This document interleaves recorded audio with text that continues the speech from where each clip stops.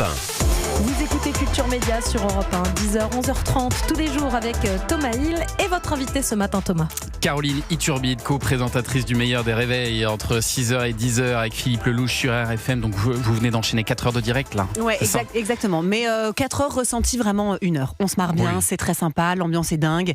Et puis une fois qu'on a pris l'habitude, en fait je pense que c'est moins difficile de se lever tous les jours à 4h30 que de le faire comme ça une fois de temps en temps, parce que je tombe souvent sur des gens qui me disent mais comment tu fais, moi là quand je dois Vous faites la même chose le week-end? Vous vous levez à la même heure? Alors pas du tout. Vous compensez? Non, il y a plein de gens qui n'arrivent plus ensuite à se réveiller à des heures de week-end. Hein. Moi je peux vraiment dormir jusqu'à 11h midi sans problème. Wow. Alors maintenant vous rajoutez le bébé de 6 mois. Ah, oui, donc ça m'empêche vraiment de dormir. Mais sinon non, je me suis jamais habituée à me réveiller très très tôt. Et puis plusieurs fois par semaine, vous êtes aussi chroniqueuse l'après-midi en plus chez Pascal Praud, entre 16h et 18h. Donc vous faites une petite sieste au milieu quand même? Non, je fais pas de sieste, je peux pas. D'ailleurs, j'envie les gens qui arrivent à faire des espèces de siestes de 20 minutes. Je sais pas comment ils font. Bah oui, c'est l'idéal. Moi, j'ai trop de trucs dans ma tête, mais je me couche très tôt. Par contre, la vie de mes soirées ne feront vraiment rêver personne.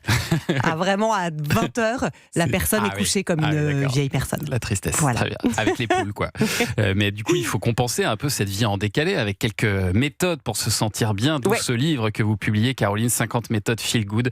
Et donc vous avez testé les 50 méthodes, comme vous le dites, sur la couverture, 100% testé et approuvé? J'ai tout testé, j'en ai testé plus même, et puis après il a fallu sélectionner, mais on doit être à, je sais pas, 100, 150 méthodes testées qui viennent souvent de soit des États-Unis, des pays du Nord, parce qu'ils sont très calés là-dessus, de l'Asie et tout. Et nous on récupère, en fait en France, on récupère un peu les queues de bonnes idées, voilà, quelques années après.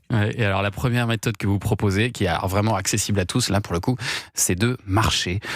On sait que c'est recommandé de marcher au moins 30 minutes par jour, mais alors vous nous proposez, Caroline, le brisk walking. Exactement. Qu'est-ce que c'est que le brisk walking? En fait, en vrai, c'est la marche rapide. C'est une marche un peu rapide, et c'est une marche en fait dans laquelle vous allez être hyper conscient de tous les pas que vous faites, d'accord? Donc il faut aligner ses bras d'une certaine manière, et il faut surtout marcher dans un certain rythme. Et en fait, ce que ça provoque, c'est que quand vous êtes concentré sur cette partie-là, vous n'êtes pas du tout concentré sur les idées un peu noires qui nous passent par la tête, ou les soucis qu'on a, etc. Et en fait, c'est juste ça l'idée, c'est que ça va transformer. Vous avez vraiment 1 heure qui change complètement de la marche. Parfois, vous parlez avec des copines, et puis vous parlez de vos soucis, de vos problèmes, etc. Donc vous ressassez un peu.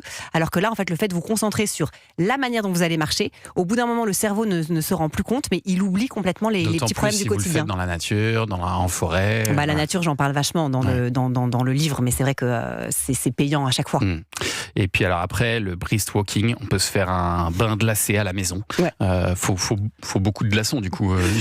Alors je vais vous dire un truc, vous n'avez même pas besoin de rajouter un seul glaçon, parce que si déjà vous faites couler un bain d'eau froide, ça va déjà provoquer un petit choc thermique normalement dans votre corps. Donc c'est pas la peine de pousser. Moi je pousse jamais le bouchon trop loin, et surtout je ne dis pas aux gens faites ci, faites ça, c'est obligé, vous vous sentirez mieux et tout. En vrai, moi je teste des choses parce que ça fait partie de mon métier, et ça me donne aussi l'occasion de dire que c'est ça qui me rend un peu sportive et qui fait que je bouge un peu, parce que sinon en vrai si je testais pas ça, je ferais pas grand chose, je vous rassure. C'est très canapé thérapie. Est-ce que vous faites ce que font certaines stars là, de se mettre des glaçons sur le visage aussi, d'avoir un bain d'eau froide sur le visage le matin? Oui, ça j'ai fait, tout ça j'ai fait. Et ça marche vraiment ça? Sincèrement, par exemple pour ceux qui ont des cernes ou des espèces de poches sous les yeux, franchement on n'a jamais fait mieux encore que le petit glaçon dans une compresse, et vous mettez ça, et en plus c'est pas contraignant, ça coûte rien, c'est pas cher, c'est efficace, et c'est pas la peine de dépenser des 1000 et des cents dans des crèmes. Non mais Caroline, c'est chic, c'est une petite compresse avec un petit glaçon. Moi j'ai vu sur internet le visage, le saladier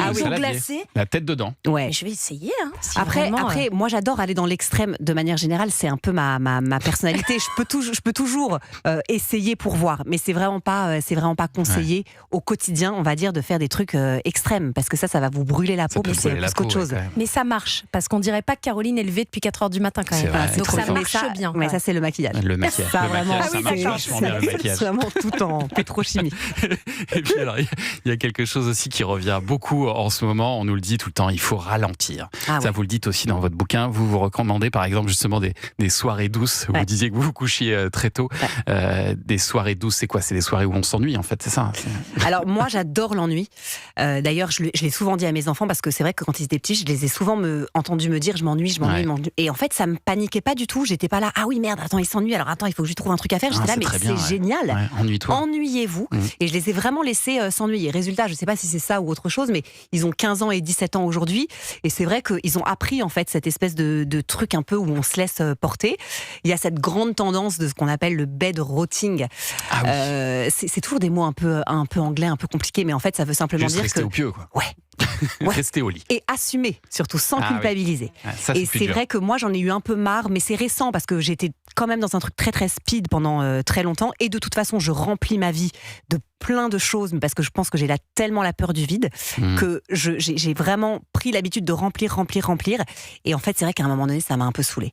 Et je trouve ça vraiment bien de n'avoir rien à faire, rien à regarder, pas une série, mais même pas un livre. Oui, ça vous le dites, d'être c'est dans le une silence tendance, un peu. Le Niksen, qui consiste justement à ne vraiment rien faire. Ça, c'est les Néerlandais qui ont créé ça. L'art de ne rien faire. Et c'est pas si facile. Voilà, c'est pas simple de ne rien faire. C'est pas si facile parce qu'en fait, vous avez toujours votre téléphone qui traîne, et puis en fait, on est toujours tous un peu en fear of missing out, là, le fameux syndrome du FOMO. Donc on se dit, peur de louper quelque chose. Exactement. Si je loupe la notification, si je loupe le WhatsApp, on est tous dans 50 000 groupes WhatsApp. Ouais. Et en fait, on a toujours envie de donner son avis, de participer, de dire bah oui, j'y vais, etc. Il y a toujours une alerte qui tombe, une info. Toujours. En fait, c'est hyper dur de ne rien faire. Mais il y a la peur de louper quelque chose, mais il y a aussi la culpabilité.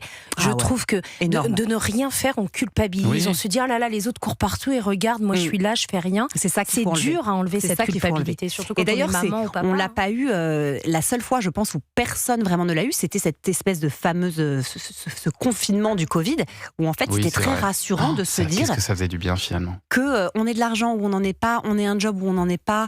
Il y avait cette espèce d'égalité en fait qui faisait qu'on était assez tranquille parce que c'était très facile de se comparer aux autres, mais ça n'a pas duré, ça s'est même empiré. Ça pouvait pas durer, oui.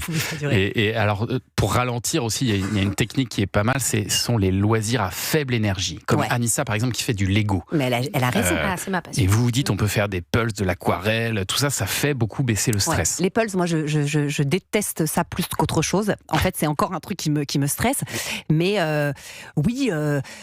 tricoter, jardiner, mais même cuisiner, ça rentre dans des loisirs comme ça hyper lents. Anissa, t'as raison, voilà, très bien, c'est très bien de faire ça. C'est le seul moment où je vide la tête et je ne pense à rien. Je ne pense qu'à créer mon Lego. Ouais. Et en plus, parce vous avez que une satisfaction. Concentré sur les petites pièces. On est concentré sur les petites pièces, puis on veut aller au bout et avoir quelque chose. Il y a une satisfaction au bout. Comme quoi, c'est très bon aussi pour les enfants de leur apprendre ça. Et alors, vous nous parlez aussi, Caroline Iturbide, du yoga des yeux pour soulager les yeux saturés justement des écrans, comme on l'est tous. Mais alors ça, j'ai cru que c'était une blague, mais ça existe vraiment, le yoga des yeux. Du visage, le yoga juste du bas du visage, par exemple, pour essayer d'éviter l'affaissement en fait de cette espèce de partie de peau de cou qui est plus fine et qui pend assez rapidement, beaucoup plus que d'un don. Vite faire d'un don, voilà. Le cou, on parle bien du cou, Thomas. Bien sûr, voilà. bien sûr.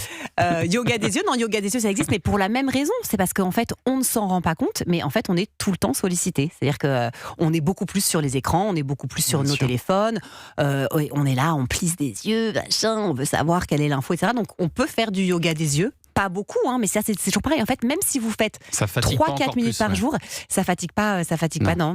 Le but c'est vraiment justement de défatiguer. Et c'est efficace. Et le yoga du visage, c'est hyper efficace. Moi, je connais des filles qui mettent pas aucune injection, rien du tout, mais vous étirez votre peau comme ça du visage, le front et ça. Et d'ailleurs, vous le sentez parce qu'il y a vraiment un impact de la main sur la peau. Et ça a un effet lissant. Et puis évidemment, vous nous dites aussi de faire du sport, notamment le Pilates réformeur qui vous plaît pas mal. Ouais, en fait, il faut trouver son truc. Mais en fait, il faut trouver son sport. Moi, le Pilates, j'ai vraiment trouvé, mais encore une fois, c'est plus la flemme qui m'a amené à aimer le Pilates réformeur, parce qu'en fait vous avez une machine et sur cette machine vous avez 150 000 possibilités. Donc en fonction de vous tirez à droite, vous tirez à gauche, je mets 3 ressorts, non j'en mets qu'un, le jour où je suis fatiguée je mets pas beaucoup de poids, le jour où je me sens mieux j'en mets 5. En fait ça fait travailler tout le corps tout en un. Et donc c'est pas violent. C'est en général vous êtes aussi très bien encadré.